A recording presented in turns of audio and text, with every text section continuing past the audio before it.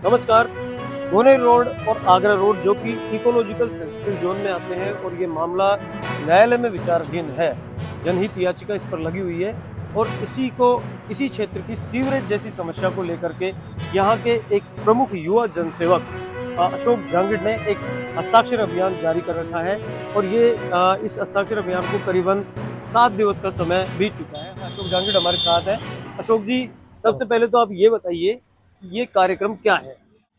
देखिए, सबसे पहले तो आपका धन्यवाद। आपने इस मुहिम को कवर किया। आपने ये कार्यक्रम नहीं है, ये एक मुहिम है और ये 23 तारीख से हमने स्टार्ट किया, 23 मई से। फर्स्ट डे जब हमने स्टार्ट किया इसको तो कुछ लोगों ने हंसी का पात्र माना, लेकिन जैसे जैसे हम इसमें आगे बढ़ते गए, आज ऑलमोस्ट इसको 12 या 13 डेज है। आज की डेट में हजारों लोग इस मुहिम से जुड़ चुके हैं। और देखिए, ये मुहिम मेरी अकेले की नहीं है और मैं ना किसी का विरोध कर रहा हूँ, ना किसी का, और किसी तरीके से मैं नहीं चाहता हूँ कि इसके अंदर कोई कंट्रोवर्सी हो, क्योंकि ये मुहिम जो है वो हमारे पूरे क्षेत्र की डिमांड है सर जी। और इस डिमांड को पूरा करने के लिए हमें एक झंडे के नीचे आना पड़ेगा। बेशक इसमें कोई अतिशयोक्ति नहीं है। हमारे बगरू विधानसभा क्षेत्र के विधायक माननीय कैलाश वर्मा जी, उन्होंने विधानसभा के अंदर इसका मुद्दा, हमारे यहाँ का गोने रोड का मुद्दा उन्होंने उठाया जी। और आज तक का इतिहास ये कहता है, हिस्ट्री आप उठा के देखेंगे, हिस्ट्री ये कहती है कि कोई भी मुद्दा अगर विधानसभा में उठा है तो 90%, मोर देन 90% वो मुद्दे सोल्व हुए हैं और उस पर काम हुआ है। ये सारी चीजें होने के बाद हमें लगा, जब हमारा विधायक इतना जागरूक है और हमारा विधायक जाके विधानसभा के अंदर ये मुद्दे उठा सकते हैं जी। तो क्या हमारा फर्ज नहीं बनता, क्या हम जनता का फर्ज नहीं बनता कि हम उनकी आवाज को और बुलंद करें? और इस मुहिम का विजन इतना सा है, इस क्षेत्र के अंदर एकता डेवलप करना, जिसका फायदा इसलिए सरकारों ने भी उठाया है। आपकी बात काट रहा हूँ, तकरीबन 8 से 10 वार्ड इस क्षेत्र में लगते हैं, आगरा और गोने रोड दोनों क्षेत्रों में।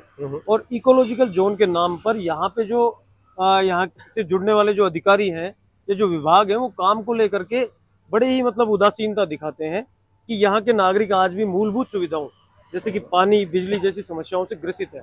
तो क्या समाधान हो सकते हैं इन सब चीजों पे? क्या सुझाव है आप? देखिए, लोगों को मैं तो ये तो नहीं कहूँगा कि किसी पर्टिकुलर अधिकारी का, किसी का नाम नहीं लूँगा, लेकिन लोगों को उनके राइट्स ही पता नहीं है कि क्या इकोलॉजिकल जोन है तो क्या सीवरेज लाइन नहीं आ सकती?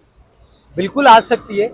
एक अमृत योजना है जो केंद्र सरकार के द्वारा चलाई जाती है।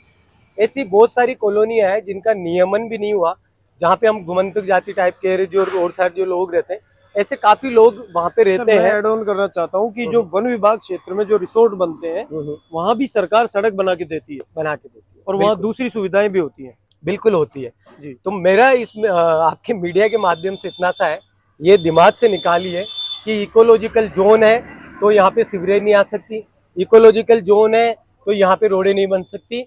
ये हमारी मूलभूत जो आवश्यकता है उसके अंदर आता है और ये हमें अधिकार है जो संविधान ने दिया है, उसको कोई नहीं छीन सकता, ना इकोलॉजिकल जोन छीन सकता है।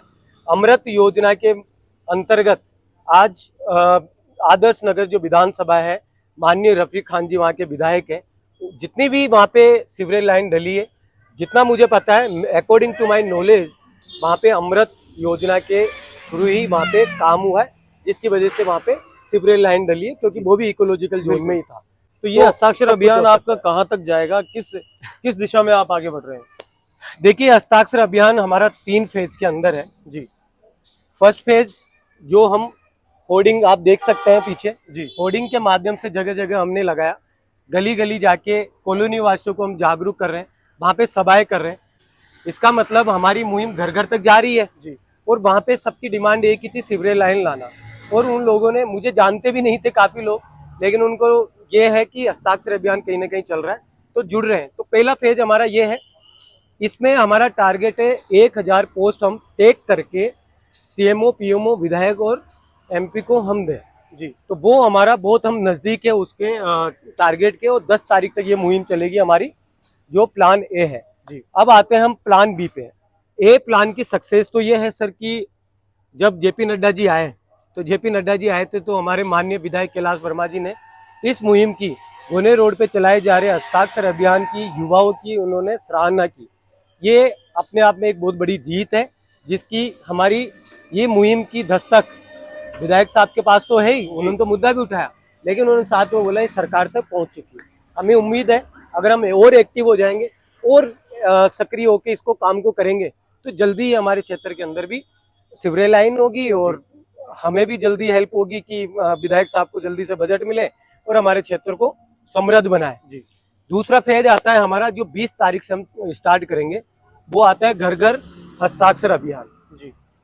घर घर हस्ताक्षर अभियान एक वो अभियान है जिससे हम जंग जीत सकते हैं, जिससे इस क्षेत्र को समृद्ध बनाया जा सकता है। हमारा प्लान ये है 1 लाख से लेकर 2 लाख साइन कॉपी हमारा टारगेट है, ये हमारी टीम का टारगेट है। ये 1 लाख से 2 लाख साइन कॉपी हम करवा के घर घर जाकर उसको हम पोस्ट ऑफिस के माध्यम से हम उसको भेजे पीएमओ, सीएमओ और विधायक साहब और हमारे सांसद महोदया जो है जी। क्योंकि आज तक का आप हिस्ट्री उठा के देखेंगे, सबसे बड़ा हस्ताक्षर अभियान वो प्रयागराज में चलाया गया था बाल विवाह के उसमें, जिसमें 1,81,000 के समथिंग उसमें साइन हुए थे। वो एक गिनीज बुक रिकॉर्ड के अंदर है।